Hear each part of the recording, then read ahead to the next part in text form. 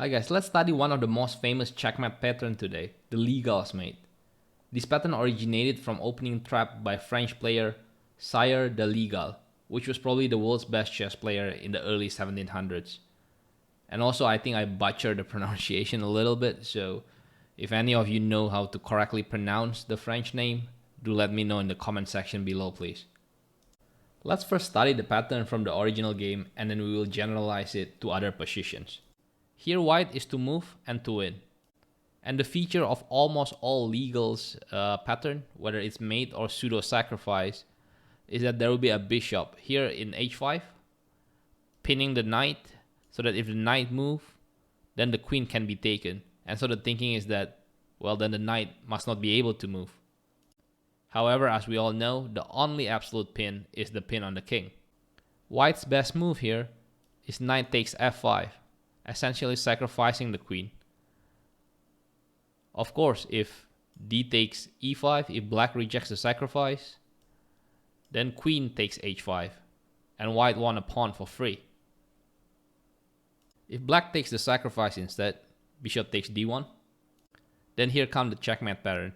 First, we take the pawn, bishop takes f7 check, only one legal move, king e7, and now knight d5 checkmate. This is one of the most famous opening trap in the world. I'm sure some of you probably have seen it. Most people won't fall for it anymore just because how famous it has been. But we can actually refine it and generalize it and use it in other cases. Might not give us a checkmate, but will give us a good advantage. Let's see an example of this in the next position. Here white is to move and to win. And we have a similar feature as the first position, which is that we have a queen on d1, we have a knight on f3, and this knight is pinned by bishops at g4. This is a very typical example of legal pseudo sacrifice. Just like in the first position, the best move here is to unpin the knight. Knight takes e5. Now if black declines to take the queen and takes the knight instead, then we win a piece for free. But if bishop takes d1, then bishop f5 check is deadly. Black can only parry the check with the queen, so queen d7. Now white gets the queen back. Bishop takes d7, check. King d8. Knight takes f7 check, forking the rook as well. Knight takes rook. And here probably best black move is bishop h5. But white should win easily here. White is basically up a rook. So this is what we meant by pseudo sacrifice. The pattern is the same as Legal's Mate. There is no checkmate, but white should win so much material that white should be still winning. Okay, let's study a couple more positions to really internalize this Legal's Mate pattern. Here black is to move and to win. Please feel free to pause the video if you would like to figure things out on your own first.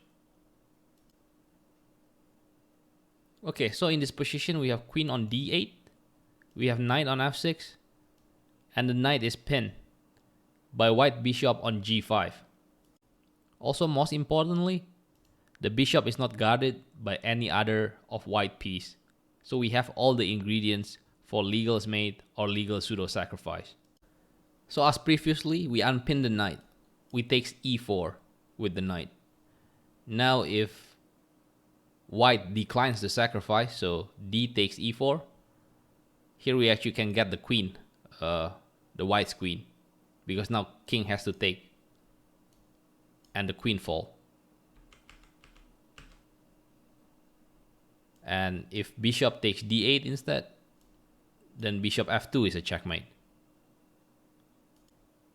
Okay, last positions to practice Legal's Mate today.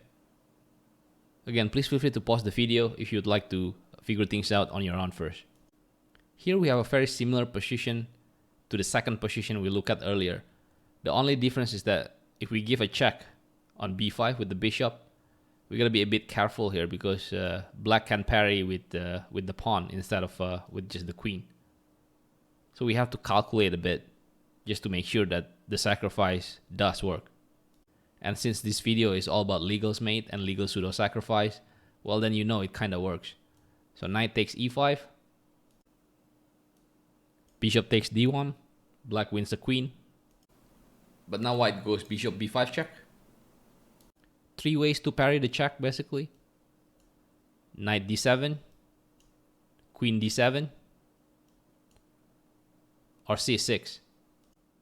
And the only way that doesn't lose the queen directly is c6. So best defense is c6 for black. Now d takes c6. A discovered check is coming. In the actual game, black goes queen c7, giving the king a breathing room. Now c takes b7, king d8, and knight takes f7, checkmate. I should mention that the best defense for black in earlier position here is actually a6 instead of queen c7. But here white goes c7 check, a takes b5, white win the queen back, rook takes, and now knight takes d1. And if you count the piece, then white is up a minor piece and should win easily. So guys, remember the lesson from this video. The only absolute pin in chess is the pin on the king. Nothing else is absolute. I have to ask you for a favor, guys. It will really mean a lot to me if you can like the video and subscribe to the channel if you like this content. I also have playlists containing essential checkmate patterns you need to know to be a strong chess player. Please do check it out. Thank you guys for watching, and I will see you guys in the next video.